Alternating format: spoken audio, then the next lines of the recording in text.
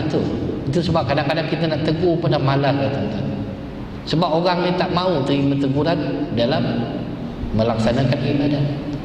Bila kita tegur dia, dia kata bukannya ustaz yang bagi ganjaran pahala, bukan ustaz yang menentukannya, Allah yang menentukan. Begitu juga orang yang baca Quran, kita tegur tak baca tak betul, tajwid tak ada, idgham tak ada, yang panjang tak dipanjangkan, dengung tak didengungkan. Bila kita tegur, pergilah belajar tajwid, belajarlah, carilah guru. Di masjid-masjid pun ada kelas-kelas Al-Quran diadakan, pergilah duduk.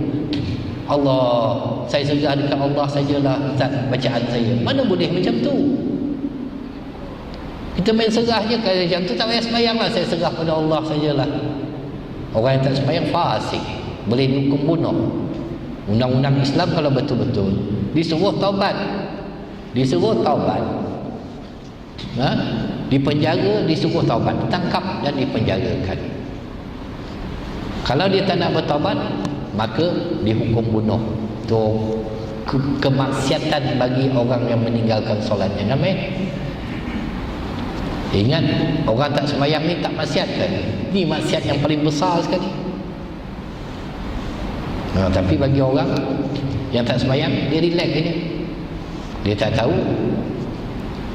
bahawa orang yang tak sembahyang itu dihukum fasik. Fasik ni neraka jahanam, tuan-tuan.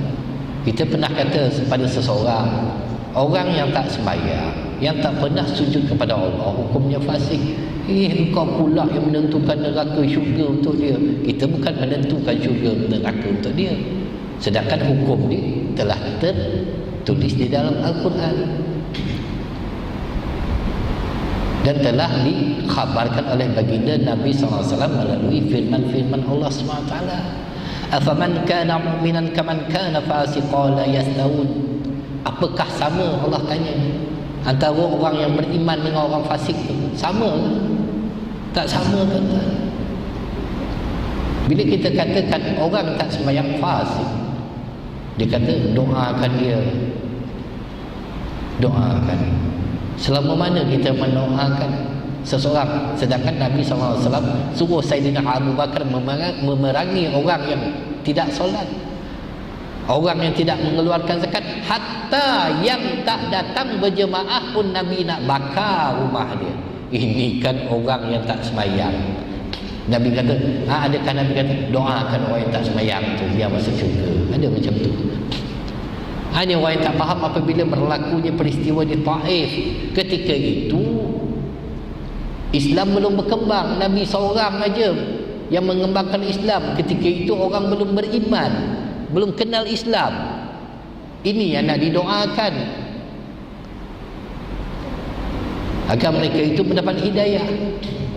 Tapi kalau orang itu tidak mencari hidayah, tidak mencari peluang, sejak azalinya telah tahu bahawa dia itu Islam, dah tengok dah macam mana sembahyang, ada guru, ada orang mengajar, tak datang, ini juga dihukum fasik.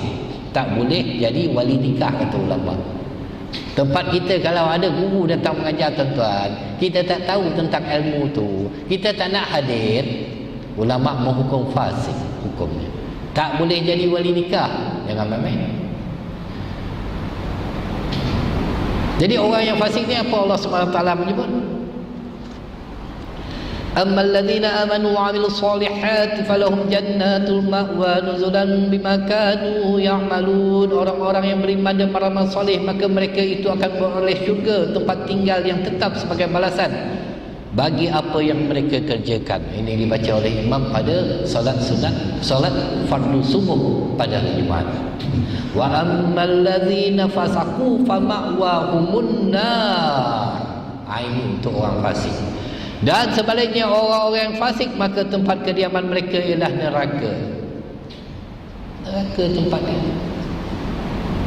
Tapi bila kita kata orang yang meninggalkan sembahyang ini fasik dan akan dicampakkan oleh Allah SWT dalam neraka, dia kata kita lah yang menentukan syurga neraka pada orang. Ini Allah sebut, seolah-olah dia mengingkari apa yang telah disebut oleh Allah SWT. Nak minta keluar balik daripada neraka.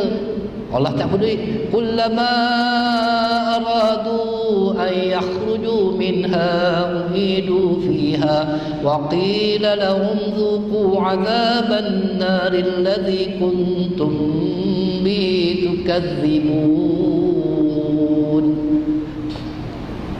Allah takut tiap-tiap kali mereka hendak keluar dari neraka itu, mereka dikembalikan kepadanya serta dikatakan kepada mereka, rasalah azab neraka yang kamu sentiasa mendustakannya di dunia dulu.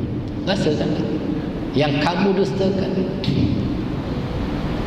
Itu sebab imam kalau baca surah Sajadah tu tuan-tuan, kalau tuan-tuan rasa tak rasa hati tu rasa nak merintih, tak rasa nak menangis, tak tahulah. Tengok pada ayat ni, rujuk ke rumah, buka Quran, tengok apa pengertian dalam surah Sajadah yang dibaca oleh imam tiap-tiap kali subuh hari Jumaat. Walau tara izil mujrimuna nakisu ru'usihim inda rabbihim rabbana absarna farji'na na'mal salihan inna muqinun. Walau tara izil mujrimuna nakisu ru'usihim inda rabbihim, orang-orang yang berdosa itu tunduk depan Allah, tak berani angkat muka apabila berhadapan dengan Allah. Sebab apa? Rabbana abasarna wa sami'na farji'na na'mal salihan inna muqinun. Aku dah lihat, aku dah dengar azabmu ya Allah, kembalikan aku atas muka bumi, aku nak beramal. Sorry bro, tak ada lagi peluang kedua kalau dah mati. Sekaranglah ada peluang nak ambil. Baik, kita tengok lalu lelaki tersebut berasa takut dan segan kerana orang yang paling ringan solatnya dianggap tidak bersolat. Orang yang meringan-ringankan solat ini dianggap tidak bersolat, sia-sia saja perbuatan itu.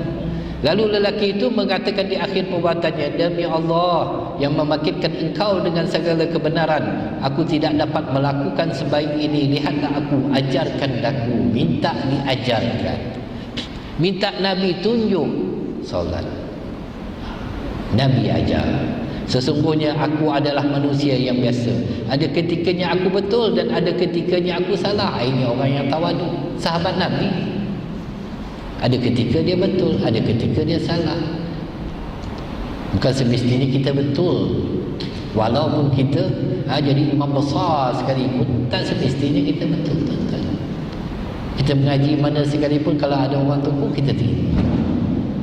Kerana ilmu itu bukan semua kita faham. Itu sebab ada ulama yang mengajar fiqh, iaitu fuqaha. Ada ulama yang mengajar hadis, iaitu muhaddis. Ada ulama yang mengajar Al-Quran dipanggil mufassir. Berbeza-beza. Hatta Imam Bukhari, Imam Muslim duduk di bawah mazhab Syafi'i dan merujuk fiqh kepada Imam Syafi'i, walaupun ulama hadis. Adapun kita jadi apa? Kita orang awam biasa saja, tuan-tuan. Bukan tuan-tuan lah, saya sendiri lah. Bukan semua ilmu kita kuasai. La ilaha illallah. Lalu baginda Nabi SAW bersabda, ya, apabila anda berdiri hendak menunaikan solat, maka bertakbirlah Allahu Akbar. Jangan senyap.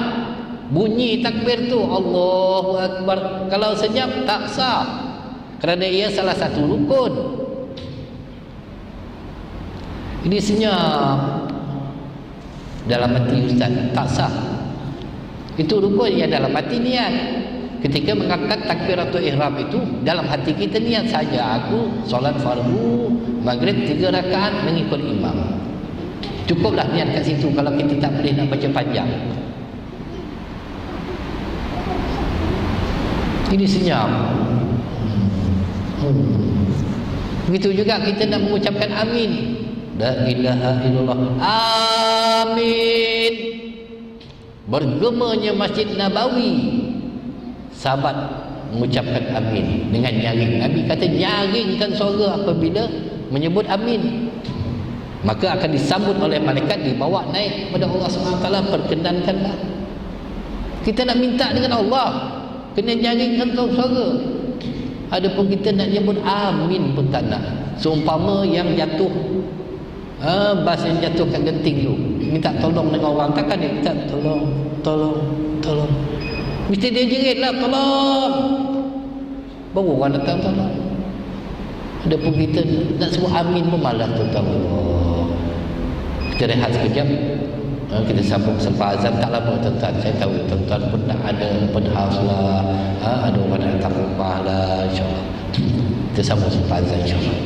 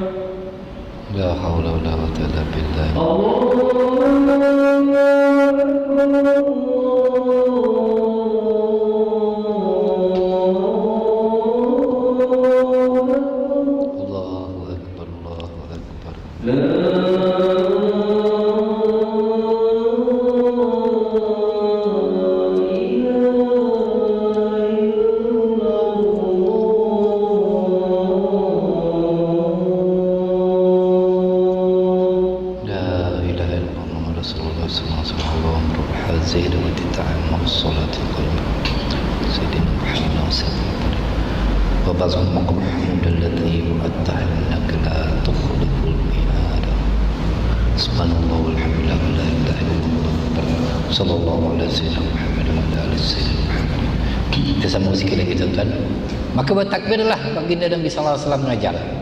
Baca takbir tu Allahu Akbar. Jangan kuatlah kalau kita bukan imam.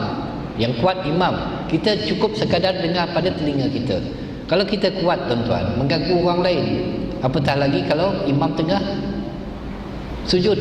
Semua orang tengah sujud, tiba-tiba kita masuk, kita masbuk. Kita masbuk, kita kuat. Allahu Akbar. Orang pun bangun ingatkan suara imam, dah batal solat orang. Ini jadi kacau. Jadi cukup sekadar pendengaran telinga kita. Kemudian bacalah apa yang senang bagimu daripada Al-Quran, dan dalam satu riwayat disebut sebagai membaca umul kitab, iaitu Al-Fatihah. Ini Al-Fatihah nak kena jaga juga tuan-tuan. Belajar Al-Fatihah. Kita belajar Al-Fatihah kadang-kadang 2-3 bulan belajar nak betulkan. Itu sebab rajin-rajin solat malam, rajin-rajin kita buat tahajud, rajin-rajin solat sunat. Apabila dah lancar lidah kita tu menyebut Fatihah, maka ia akan tune sendiri ya tuan-tuan. Senang kita. Tapi kalau kita malas nak baca Al-Fatihah, sembahyang sunat pun malas, sembahyang malam pun malas, nak baca Al-Fatihah pun susah, berat. Cuma solat fardu aja. Keras lidah kita tu. Macam mana kita nak membetulkan Fatihah kita? Kemudian bacalah dengan umul Quran. Kemudian bacalah dengan apa yang kamu kendaki, iaitu surah-surah. Bacalah yang pendek-pendek pun tak apa, satu ayat pun tak apa. Kalau dah tak tahu, tak hafal ayat pun, baca Bismillahirrahmanirrahim, wal asr, Allahu akbar, cukup lah. Itu yang kita tahu, wal asr. Lain kita tak tahu. Ataupun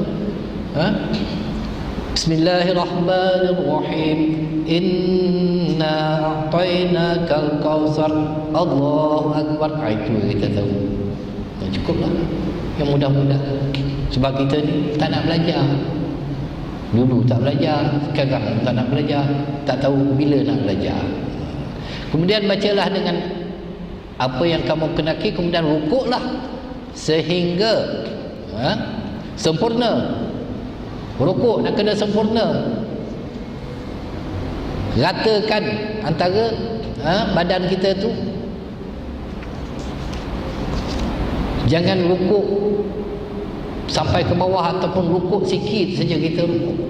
Nak kena betul-betul pinggang kita tu, luruskan tulang kita tu. Kemudian bangkitlah sehingga iktidal dengan sempurna. Sempurna ini dengan tamanina. Berhenti dulu. Jangan iktidal terus kita nak sujud. Ini yang tak betul. Secara berdiri tegak. Kemudian sujudlah sehingga sempurna, sehingga rapatlah dahi ke lantai dan stabilnya segala sendi-sendi tulang. Ini sujud ni ramai pun yang tak betul. Itu sebab Nabi tegur ada di antara mereka sujud macam anjing. Ini akan disebut dalam beberapa bab yang kita akan bangkitkan. Jangan kita letakkan siku kat bawah. Itu yang sujud macam ni. Ini tak betul. Angkat siku tu. Kita akan sentuh bab Nabi kata orang yang sembahyang macam anjing, orang yang sembahyang macam unta, iaitu bersesak-sesak. Terutama pada hari Jumaat, datang lambat, masuk celah-celah, langgar orang sampai ke depan. Dia nak masuk juga, tak ada ruang, dia tunggu kat belakang orang. La ilaha illallah. Ini macam unta, bersesak-sesak. Kemudian bangkitlah dengan duduk yang sempurna sehingga rata duduknya di atas tempat duduk dengan sumbi yang menegak. Sumbi yang menegak, kaki kanan tu tegak, bukan ditidurkan. Adapun Nabi SAW duduk iftirash, punggung duduk pada telapak kaki kiri, kemudian ditegakkan kaki kanan. Bukan kita tidurkan tuan-tuan. Sah tak? Sah, tapi tak sempurna. Ini yang kita nak selalukan, mara'aitul muni usalli, sempurna, tegakkan. Begitu juga duduk tawaru, ya duduk tahiyat akhir, ditegakkan. Bangkitlah dan duduk dengan sempurna sehingga rata duduknya di atas tempat duduk dengan sumbi yang menegak. Kemudian sujudlah dengan satu sujud yang tenang, dengan tamanina, sekurang-kurangnya 2 second. Kalau tak nak bacalah subhanallah a'la, kita tak nak baca, sekurang-kurangnya 2 second. Malas sangat kita nak baca. Ada tamanina. Sujud dengan tenang. Apabila kamu duduk di tengah-tengah solat, maka duduklah secara tenang. Kemudian duduklah secara iftirash, menyilangkan 2 kaki dengan meletakkan 2 tangan di atas paha dan bertasyahudlah. Ini bagi duduk yang terakhir itu tahu. Adapun nak bangun daripada sujud kedua, duduk dulu, rehat dulu, baru bangun. Jangan terus bangun. Yang terus bangun itu dalam sujud sajadah. Itu memang terus bangun. Lepas sujud yang kedua, duduk macam duduk istirahat tadi, baru naik. Itu yang sahih. Ini kita terus bangun saja. Ini tak betul. Sah memanglah sah, tapi tak sempurna tuan-tuan. Nabi ajar cara kita untuk melaksanakan secara sempurna, kita ikut cara kita. Ini tak betul. Takut-takut kita itu tidak dipandang oleh Allah SWT apabila kita tak nak ikut perbuatan yang telah diajar oleh baginda Nabi SAW. Kemudian lakukanlah perbuatan seperti ini dalam semua solatmu yang lain. Mengikut riwayat yang lain, lakukanlah perbuatan ini seperti ini di dalam setiap solat rakaatmu. Kalau kita sempurna solat tuan-tuan, inilah yang disebut inna solata tanha 'anil fahsya'i wal munkar. Sesungguhnya solat itu mencegah daripada perbuatan keji dan munkar. Barulah di luar solat perangai kita baik. Barulah di luar solat, solat itu akan menjaga kebaikan kepada kita. Dalam satu hadis Nabi SAW menyebut, "Man lam tanhahu salatuhu 'anil fahsya'i wal munkar lam yazdat minallahi illa bu'da." Barang siapa yang solatnya tidak dapat mencegah dari perbuatan keji dan mungkar, maka itu akan bertambah jauh dari Allah. Sedangkan sembahyang itu nak dekat dengan Allah, semakin dekat dengan Allah, tapi makin jauh dengan Allah. Apa sebab? Solat tak sempurna, itu saja. Lain yang Nabi ajar, lain yang kita terjemahkan dalam kehidupan kita, lain yang kita buat. Itu yang tak betulnya tuan-tuan. Bagi saya, bagi pengarang kitab, hadis ini menjelaskan bahawa seorang manusia itu tidak dapat dimaafkan kerana kejahilan di dalam mengerjakan urusan agama dia disebabkan tidak mahu belajar. Memang tidak boleh dimaafkanlah. Ada guru datang mengajar di masjid mana sekalipun, surau masjid, ada kitab, dalam radio ada, dalam TV ada, tapi tak boleh kita ambil dalam radio, dalam TV, dalam internet, tak boleh. Itu sebagai panduan saja tuan-tuan. Nak belajar, kena ada guru, kena ada kitab. Itu saya katakan, cubalah cari kitab tuan-tuan. Belajarlah secara tekun untuk kita memahami ilmu. Saya dulu macam tuan-tuan juga. Datang ustaz, duduk sandar kat belakang. Akhirnya saya keluar daripada masjid, rupanya tak tahu apa yang ustaz tu ajar, kerana meremehkan adab-adab dalam menuntut ilmu. Jadi macam tu. Memang sia-sia kita jadi.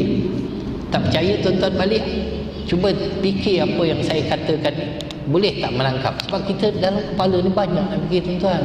Ni lepas raya, duit-duit dah habis, dah bagi budak-budak, dah beli belanja raya, nanti nak raya haji, nak masuk bahagian korban lagi, lepas tu nak balik kampung lagi, ada kedua kahwin lagi, anak pula nak periksa, kereta pula rotek mati, macam-macam kita nak fikir.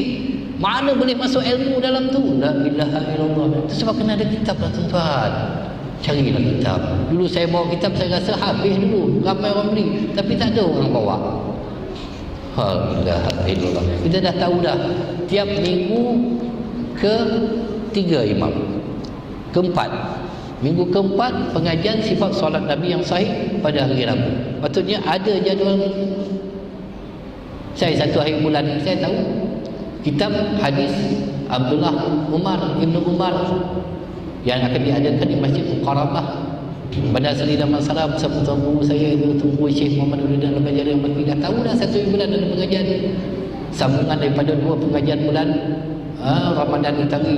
Bulan Ramadan Utari kita mula 11.30, habis sampai kadang-kadang 2 pagi, yang hari kedua tu 3 pagi. Kemudian kitab mujizat, 40 mujizat baginda Nabi SAW.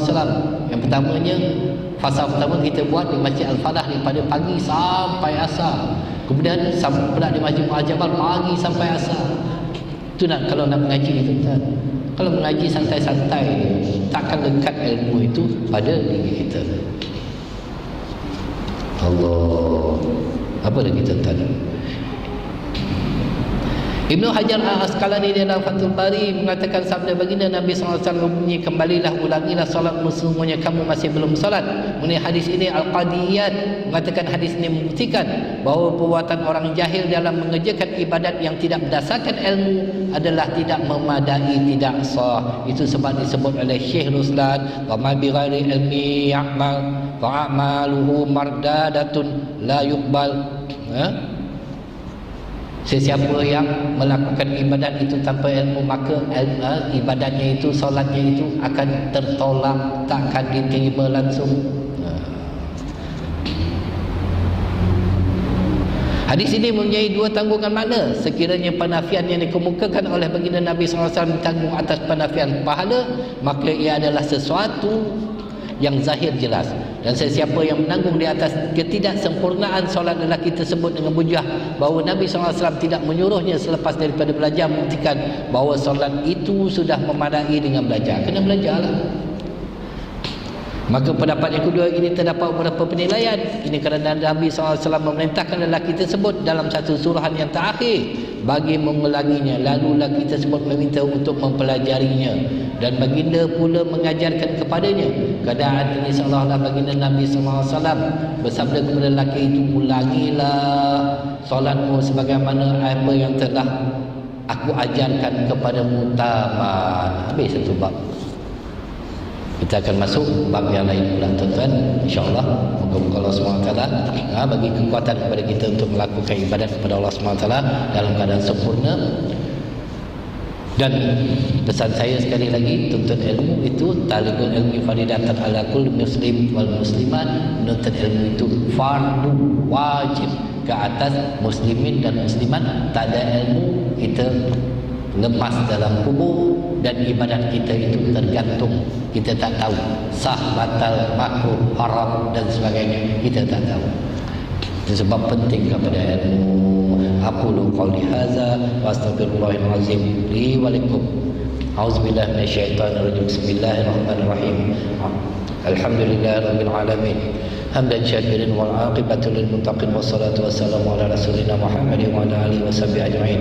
Allahumma ja'alna jam'ana hadza jam'an marhuma wa tafarruqana min ba'dihi tafarruqan ma'suma wa la taj'al lahumma fina wa la ma'ana wa la man yatba'una syaqiyya wa la matruda wa la mahruma. Wa hab lana musiana li musinina wa muqassirana milina wa hab lana kulli biwajhika karim ya rabbal alamin. Rabbana hab lana min azwajina wa dhurriyyatina qurrata a'yun waj'alna lil muttaqina imama. Rabbana zalamna anfusana wa illam taghfir lana wa tarhamna lanakunanna minal khasirin. Rabbana iftah bainana wa bain qaumina bil haqqi wa anta khairul fatihin. Rabbana atina fid dunya hasanah wa fil akhirati hasanah wa qina azaban nar. Rabbana taqabbal du'ana innaka antas samiul alim wa tub alaina ya maulana innaka antat tawwabur rahim. Sallallahu ala sayyidina Muhammadin wa ala alihi washabihi ajma'in. Subhana rabbika rabbil izzati amma yasifun. Salamun alal Alhamdulillahirabbil alamin. Assalamualaikum warahmatullahi wabarakatuh.